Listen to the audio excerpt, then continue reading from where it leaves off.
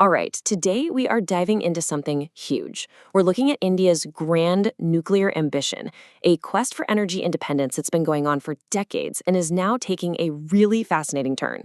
It's a story about a long-term plan, a major roadblock, and a seriously clever pivot that could fast-track the whole nation's energy future. Okay, let's get into it. I mean, think about that question. How can just one element do all that? For a country of over 1.4 billion people with energy needs that are just going to skyrocket, finding a long-term power source, well, it isn't just an economic thing. It's a matter of national security, of development. So what on earth could be the key? And the answer is thorium, an element that India happens to have in absolute abundance. You see, this isn't just about finding a new type of fuel. It's about using a unique domestic advantage to build a totally self-reliant energy system for generations to come. Now, to really get why thorium is such a big deal, we have to go back and understand the fundamental challenge that has shaped India's nuclear policy right from the beginning. It's a classic story of having to play the hand you're dealt. This slide really just lays out the entire puzzle perfectly. See, India's own uranium reserves are pretty small, definitely not enough to power the country's long-term goals. But its thorium reserves, they're some of the biggest in the world. This simple imbalance is exactly why India couldn't just copy-paste the nuclear programs from other countries. It had to forge its own path. And that path was, frankly, brilliant. A self-contained, three-stage master plan designed with one ultimate goal in mind, to unlock the incredible power of all that thorium. It was a vision for true, long-term energy independence. Okay, so before we get into the plan, what exactly is thorium? Well, the key thing to remember is that it's fertile, not fissile.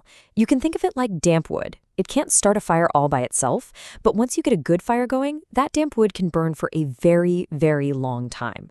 Thorium needs to be converted, or bred, into a usable nuclear fuel called uranium-233. And India's entire plan was built around how to do that on a massive scale. So this was the elegant, long game.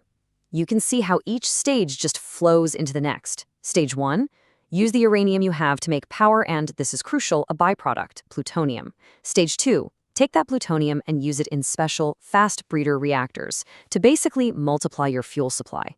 The whole idea was to use these first two stages to build up enough fissile material to finally kickstart the ultimate goal in Stage 3, a self-sustaining cycle using thorium for what would be permanent energy security. For decades, this three-stage plan was the absolute bedrock of India's nuclear program. But, as you might guess, even the best-laid plans can hit a snag. A major challenge came up, one that threatened to delay that thorium dream by many, many years. And here was the bottleneck. Stage 2, those fast breeder reactors, well, they turned out to be way more complex and time-consuming to build at scale than anyone hoped. And those delays meant that the fuel production needed for Stage 3 was just happening way too slowly. It was creating a massive roadblock on the path to thorium. But here's where the story takes this amazing pivot. While the second stage was facing delays, something else was happening.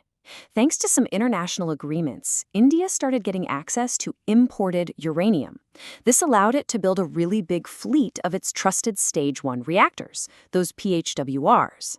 And this created a totally unexpected shortcut. The new thinking became, instead of waiting decades for the breeder reactors, why not use this huge, growing fleet of existing reactors to start making the fuel for the thorium stage right now?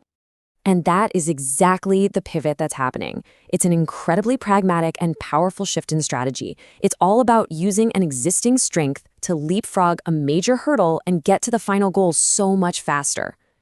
As the former Atomic Energy Commission chairman Anil Kakodkar puts it, this new approach is a total win-win situation. It leverages the reactors India knows best, the PHWRs, to solve the biggest problem in its long-term strategy. It's one of those moments where a major constraint actually turns into an incredible opportunity. So how does this shortcut actually work? Well, it's pretty clever. Essentially, the plan is to load thorium right into the existing pressurized heavy water reactors alongside a more advanced fuel. By doing this, the reactors don't just generate electricity, they also start converting that thorium into the precious uranium-233 that's needed for the third stage. They are literally turning their power plants into fuel factories. And here's the kicker. This isn't just a strategic shortcut. It's also really smart economically.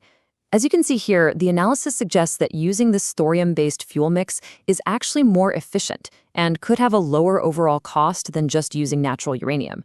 So India gets to accelerate its path to energy independence and potentially do it more cheaply.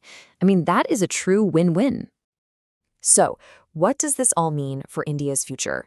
Well, this strategic pivot is a huge acceleration of its long-held dream. It's bringing the idea of a thorium-powered future much, much closer to reality. Okay, let's just pull this all together. The ultimate goal here has always been to power a developed India, a Vikasit Bharat. And while that original three-stage plan was brilliant, delays in that critical second stage really threaten the timeline. So this clever pivot is all about using the existing PHWR fleet as a shortcut, a move that's not only faster, but also looks to be more economical. And it's really important to remember, this doesn't scrap the fast breeder program. It just complements it, making sure all the bases are covered for the long term. You know, this shift from a very linear step-by-step plan to a more flexible, parallel approach is a really big deal. It shows an amazing ability to adapt your strategy to new realities, all while keeping your eye on the ultimate prize. And it leaves us with a really powerful question to think about. Could this clever nuclear pivot be the final crucial step in securing the energy needed to power a developed India for the next century and beyond?